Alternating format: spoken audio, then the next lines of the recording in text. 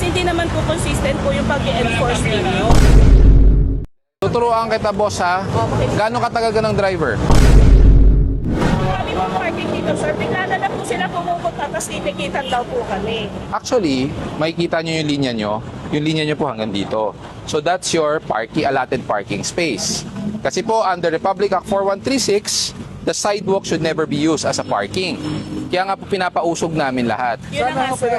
Yun na nga po, sir. Pero hindi naman po, tsaka, sir, yung consistency na lang po. Minsan po nalilito din po kami. Kasi hindi naman po consistent po yung pag-enforce ninyo. Okay, I'll cut you on that, ha. Alam nyo, hindi natin kailangan ng enforcement. Kung tayo mismo naman, yung security personnel nyo, alam naman nila yan, dapat sila na rin na nagsasabi. We don't have to be always blaming the enforcement. Kasi basic na po yan. We're not blaming the enforcement. Kagaya nga po Kasi kayo, sir.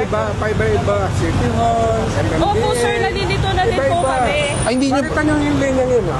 hanggang saan po yung linya nyo? Hindi po kami niya. Lagi po namin pinafollow yan. Sabi nila, sige, gano'n yun lang. Pero meron putingan, eh. Sino gumawa ng puti? Oh, pag ano Yun ang kayo, utos sa amin. Sino gumawa ng yellow?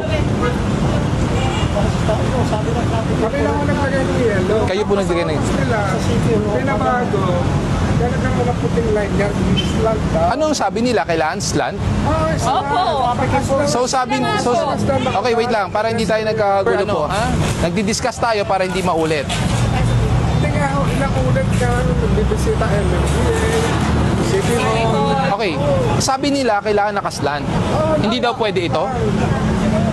Ngayon ko lang po, ganito ba dapat ang pagkapark? Hindi po. Kasi po yung mga ibang kotse po doon, nakasunod po sila. That's why nakaganon po yung parking. Nakaganon. Hindi, nakaganon po. Mas marami yung nakaganon. Kasi po, they have allotted sidewalk.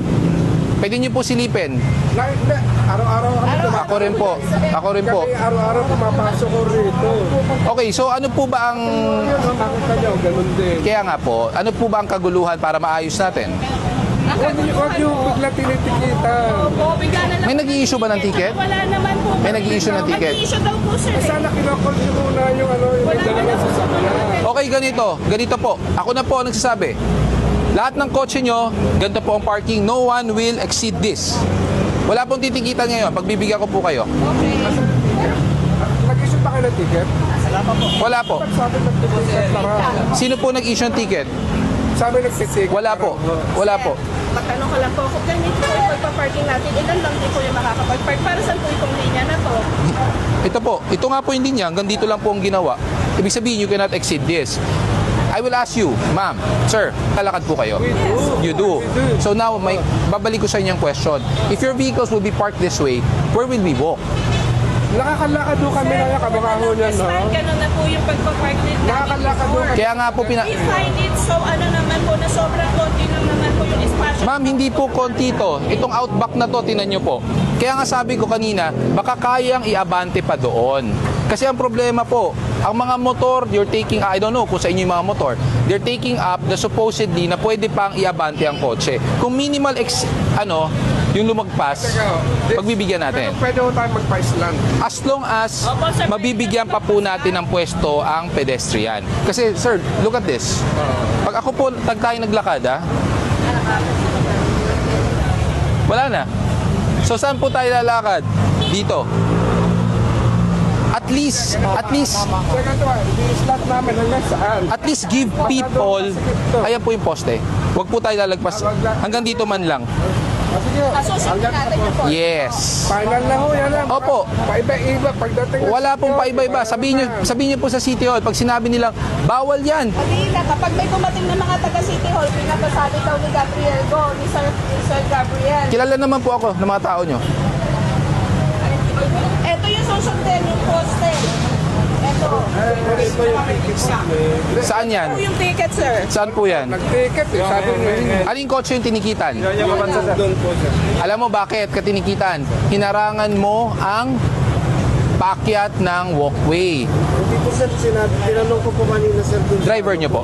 Ako, company. Company driver. Boss, okay. Isama nyo na ako, sawag na muna. Bigyan nyo na lang ng second ano. Tuturuan kita, boss, ha?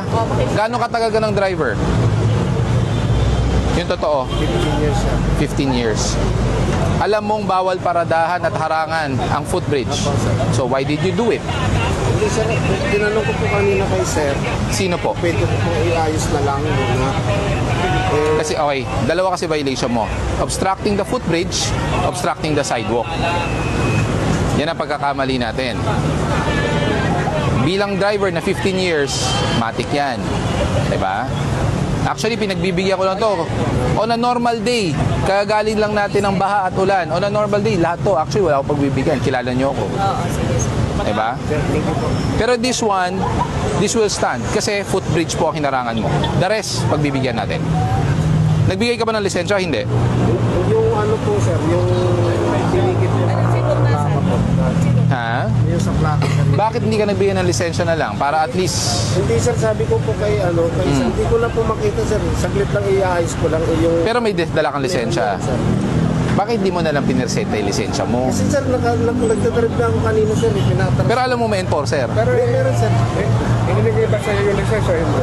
Hindi, inihingi ko kanina sir, sabi ko po. ayaw eh. Kay sir. Sana nagbigay. Saglit lang po, sabi ko, iayos ko lang. Boss, ang enforcer pag humiram ng lisensya, ibigay natin muna to verify. Saka po tayo makipag-usap. Kasi once na ayaw niyong ibigay, automatically unattended po yun. Ha? Sana tanggapin natin ito. Ha? May konting pagkakamali tayo dito. Pero the rest, kaklaruhin ko, huwag kayong lalagpas totally ng ganon. Hanggang dito man lang, oh. Ito lang. The rest, at least may malakaran tayo, ha? Give and take lang tayo ng konti, ha? Okay na. Ito na. Ang hindi ko magets, bakit sinasabi ng City Hall na bawal daw, anong bawal sa City Hall?